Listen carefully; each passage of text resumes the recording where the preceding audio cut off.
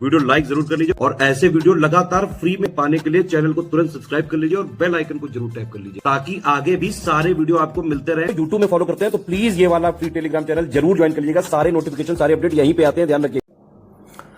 नमस्कार साथियों, स्वागत है आप सभी का स्टडी फॉर सिविल सर्विसेज में। ये क्लास है हमारी इंडियन हिस्ट्री की और टॉपिक हमारा चल रहा है एनिशिएंट इंडिया। और एनिशिएंट इंडिया में जो हम पढ़ रहे हैं वो है आज का टॉपिक 16 महाजनपद। इससे पहले मैंने 16 महाजनपदों के बारे में जो बेसिक बातें थी कि 16 महाजनपदों की जानकारी कहाँ से मिलती है, कौन सी बुक्स हैं, ठीक है, ये सब बातें हमने करी थी लास्ट क्लास में। आज हम आगे बढ़ेंगे और आज का जो हमारा टॉपिक है वो है 16 महाजनपद और उनकी डायरेक्ट इन्फॉर्मेशन क्या है। देखिए एक एक करके इनको पढ़ेंगे, ठीक है। एक आध दो वीडियो बना करके मैं इस पूरे टॉपिक को कवर करूंगा क्योंकि इंपॉर्टेंट है, यहाँ से पेपर में सवाल आ जाता है। देखिए पहला तो सवाल पेपर में इनसे सीधे सीधे यही पूछ लेता है कि आपको महाजनपद देगा, ठीक है, और उसकी सीधे सीधे आपसे राजधानी पूछ लेगा। डायरेक्टली ज़्यादा कुछ नहीं है, महाजनपद और उसकी राजधानी। लेकिन थोड़ा सा कभी कभार क्वेश्चन को टफ बनाने के लिए कुछ अंदर से भी इंफॉर्मेशन जो है निकाल लाता है, तो हम उसको भी यहाँ पे देखेंगे, उसके बारे में भी यहाँ पर बातचीत होगी। तो चलिए जल्दी से शुरू करते हैं। पहला जो महाजनपद है हमारे पास उसका नाम है साथियों अंग, ठीक है। जो पहला महाजनपद है वो है अंग। इसकी राजधानी देखिए, राजधानी है इसकी चंपा, जिसका प्राचीन नाम है मालिनी। लोकेशन कहाँ है आज के हिसाब से अगर हम देखें तो आज के हिसाब से इसकी लोकेशन है भागलपुर बिहार में, ठीक है।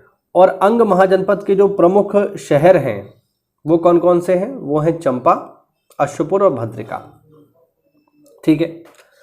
अगली महत्वपूर्ण बात है कि बिंबिसार के समय यहाँ का शासक ब्रह्मदत्त था।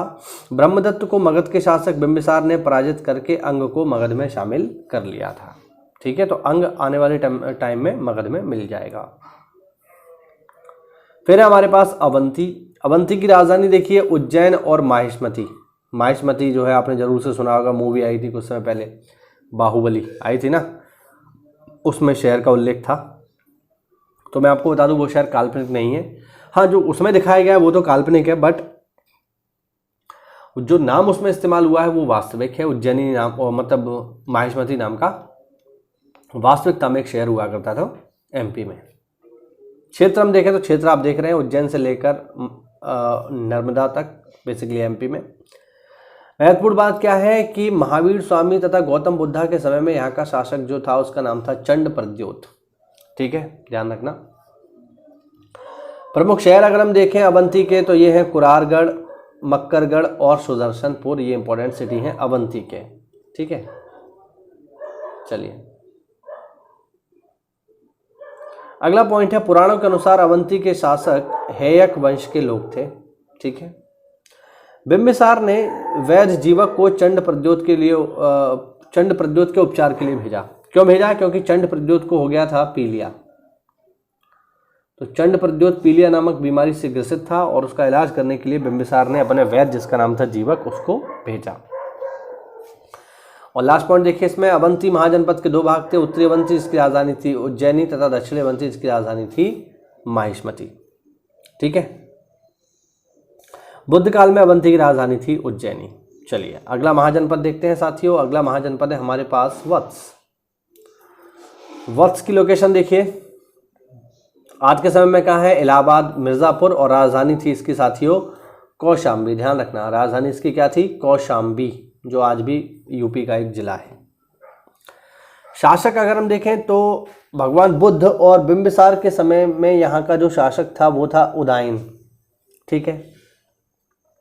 उदयन का चंड प्रद्योत और अजातशत्रु के साथ इनका संघर्ष रहा, इनका युद्ध चलते रहते थे। और चंड प्रद्योत ने अपनी पुत्री वासदत्ता का विवाह उदयन से बाद में कर दिया था। गौतम बुद्ध का एक शिष्य जिसका नाम था पिंडोल या पिंडोला, उसने उदयन को बौद्ध धर्म में दीक्षित किया। ये पॉइंट हम पहले भी पढ़ चुके हैं।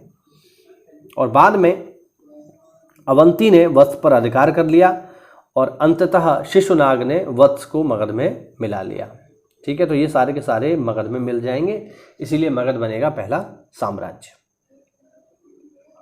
अगला देखते हैं।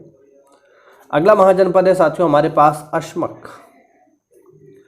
अश्मक की लोकेशन देखिए आज के समय में कहाँ है, तो इसकी जो लोकेशन है प्रेजेंट में ये है नर्मदा और गोदावरी के बीच में, बेसिकली आंध्र प्रदेश में। राजधानी थी इसकी पोटन या पैठान, ध्यान रखना पोटन या पैठान। या प्रतिष्ठान भी इसको बोलते थे। ठीक है, इम्पोर्टेंट बात सबसे ये है इसके बारे में कि यह एकमात्र महाजनपद था जो दक्षिण भारत में था। बाकी तो हमने ऑलरेडी पढ़ा है कि 16 महाजनपदों में से 8 तो यूपी में ही थे।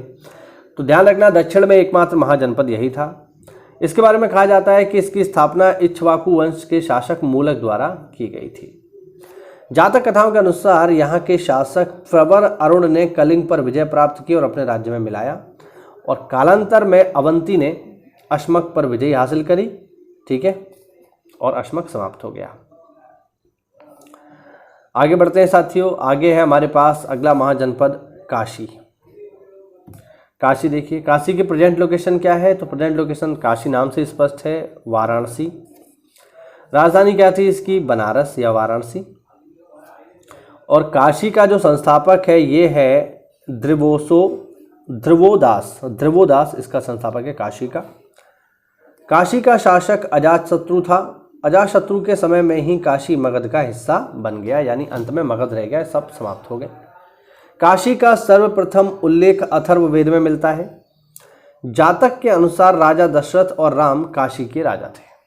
ठीक है, जातक कथाओं के अनुसार की बात कर रहे हैं हम। काशी वरुणा और असी नदियों के किनारे बसा हुआ है। ध्यान रखना, 2 नदियों के संगम पर है, वरुणा और असी, और दोनों को मिला दोगे, एक कर दोगे तो बन जाएगा वाराणसी, है ना। काशी प्राचीन काल में सूती वस्त्र और अश्व व्यापार के लिए प्रसिद्ध था, और काशी का सबसे शक्तिशाली राजा था ब्रह्मदत्त।